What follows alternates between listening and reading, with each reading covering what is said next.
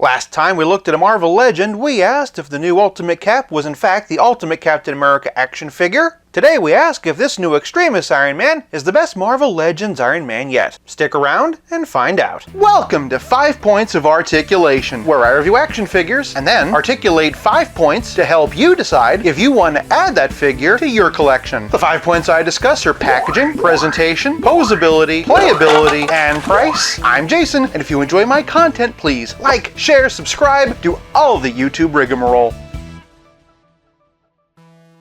Today, we're taking a look at the Marvel Legends Puff Adder Wave Extremis Iron Man. Starting off with the packaging, and just like Captain America, we have another windowless box. Unlike Cap, however, we get a pretty good unobstructed view of the figure. Well, a digital render of it anyway. Avengers logo down here. On one side, we get some artwork from the Extremis comic, and then on the other side, we get a picture of our Build-A-Figure Puff Adder, and a list of the other figures in the wave. Not that anyone's been making any requests, but just so you know, the only other one I might be getting is Wonder Man. And then on the back, we get another render of Iron Man, this time in his hero landing. Not gonna lie, I'm a bit on the fence. While I do think this is better than the last windowless box I looked at, it's still just a windowless box. I'm not as concerned about paint apps as I usually am because I know there's not gonna be a lot of them, but no matter how nice it looks, my brain just does not connect that there's a figure in there. And I still don't like that we don't see the other figures in the wave. For packaging, I'm giving Iron Man half a point. Moving on to presentation, Iron Man stands squarely at 6.5 inches. The figure's been cast in marbleized plastic, but it's a lot less marbleized looking than usual. From the top, and this is a nice clean head sculpt, I really appreciate the subtle black line work in the mouth and eyes. Turning him sideways, we see the panel lines and the discs for his ears. Moving on down, I've never much cared for the triangle, but it's been painted very cleanly. It's hard to see on camera, but there is a very faint gradient going from yellow to white. Nice line work in the paneling of the neck. The shoulder pieces are attached to the top of the arm, so they move pretty freely. Speaking of panel lines, and we have the illusion of abs here. Some extra painted detail would have been nice, of course, but I think it's fine as is. Flipping him around, and there's more of that in his shoulders and lower back. And is it just me, or do his shoulders look like two screaming faces yelling at each other? Just as the panel lines give the illusion of abs, the contours give the illusion of triceps. Bit of gold for the bicep. Good job of matching the plastic used in the hips. Back up to the arms though, and they are pinless, but there is a painted light punched in here. The hands and forearms are surprisingly simple, but there are a couple of grooves carved in. I assume it's in tribute to the ribbing on the classic costume. Speaking of which, this suit also has the transistor discs on the sides. Moving down, he has some very fashionable thigh highs. Joking aside, it's actually very evocative of his look from Heroes Reborn, otherwise known as the Iron Man with smokestacks. Little paneling on the side, some nice angular calves, and some pretty cool boots. This figure perfectly captures Iron Man's Extremis look. It's not just a cool comic design, but also the inspiration for his costume in the first Iron Man film. That film cemented what Iron Man looks like in the popular conscience and laid out the blueprint for the MCU. For our presentation, I'm giving Extremis Iron Man 1 whole point. Moving on to posability, and this Iron Man is fairly consistent with what we've been seeing. His head's on a ball joint and a disc hinge. That deep groove allows him to look up this high, and down so far that his head's sliding off. Almost like a bobblehead, he can wiggle a bit but not exactly tilt, but he does get all the way around. Moving on down, and because of the shoulder armor, he can only raise his arm up this high, and do note that it does put a bit of stress on it. No trouble, however, with the bicep swivel. Again, the elbows are pinless and they can bend this deep, and the wrists are swivel hinge. Up this far, which admittedly isn't much, but down is no problem. Moving to the middle, and all of Iron Man's torso articulation is accomplished with this diaphragm joint. He can arch back this far, which in combination with his neck articulation is great for flying, but he can only hunch forward this far, which is pathetic. On that subject, YouTube user Bark asked if the Ultimate Cap could be modified to lean forward better. I didn't have the courage to try it myself, but X-Scorpio did a whole tutorial on it. If you wanted to give it a go, I'm pretty sure you could probably do the same thing with this guy. Of course, the nice thing about the diaphragm is he does get a nice amount of tilt and twist. Below the transistors, and Tony has ball jointed hips. They can kick 90 degrees and do a pretty wide split. Thigh cut cleverly hidden by the thigh highs. Once again, pinless double jointed knees. I really like how the cut of the boot lines up. And speaking of boots, he doesn't have boot cut, but his ankles do hinge and pivot. Despite having lines perfectly lined up for it, he doesn't have toe articulation. And while I'm generally fine with that, here it does kind of feel like a missed opportunity. In terms of articulation, the most important question is, can you get him into this pose? Close enough for me. For posability, I'm giving Iron Man 1 whole point. Moving on to playability, and Tony comes with some open hands. As is becoming more common, the blast hands can hinge. In fact, they can hinge up this much, which compared to the fists is very good. Perfect, in fact, for his tried and true repulsor blasts. He only comes with 2, but if you're anything like me, you probably have a bunch of these stored up by now. The only other accessory I would have liked would have been an unhelmeted head. Of course, you could always use an older one, but a modern head with the modern face printing would have been a nice touch. By the way, am I the only one that wants egg rolls every time I open one of these accessory bags? But playability is more than just accessories or my appetite for Chinese cuisine. It's also about how well your figure plays with others. To keep things simple, the only Iron Man figures I'll be looking at are the Hasbro Marvel Legends ones, starting with my favorite, 80 Years. From there we have the Walgreens exclusive Silver Centurion, there's some Age of Wave 90s style modular armor, the Gamerverse atmospheric armor, and this most recent one designed by Alex Ross. That said, I'd be remiss if I didn't spotlight the Mark III armor from the first Iron Man film. This armor was an adaptation of the Extremis look, and we can definitely see that influence. For an armored ally, and here we have War Machine, but for some fellow Avengers, and here we have the 80 Years Thor, Controller Wave Thor, and the 20th Anniversary Hulk. The most important Avengers comparison is Captain America. Here we have the Marvel Now version, Cap Wolf, 80 Years, whose color scheme really reminds me of the Civil War comic book, the 20th Anniversary, which looks less compatible, and the most compatible, the Puff Adder Wave Ultimate Cap. And we can't talk about Iron Man's role in Civil War without bringing up Spider-Man. This one is the Renew Your Vows version. Here's the Iron Spider, and here's the Symbiote Spidey, reminding us of their battle in Back in Black. Of course, as I contemplate the relationship between Iron Man and Spider-Man in Civil War, I do think about the movies. That brings us to Cap himself. This is the Endgame version. Here's my cocktail of the Dark World Thor body and the Ravager Thor head. Professor Hulk reminding us that we really need an updated version of Hulk from either Avengers or Age of Ultron, and a reminder that the sun's getting real low. Since I'm apparently rounding out the Civil War cast, here we have Black Panther and Just a Kid. Speaking of Scarlet-themed villains, and here we have the What If version of Red Skull, and for one last MCU figure, here we have Thanos. For some major Marvel villains from the comics, and here we have Kang, Ultron, and Doctor Doom. Doctor Doom is a perfect segue to Mr. Fantastic and the Illuminati. Here's a couple of versions of Namor the Submariner, Doctor Strange, Professor Xavier, and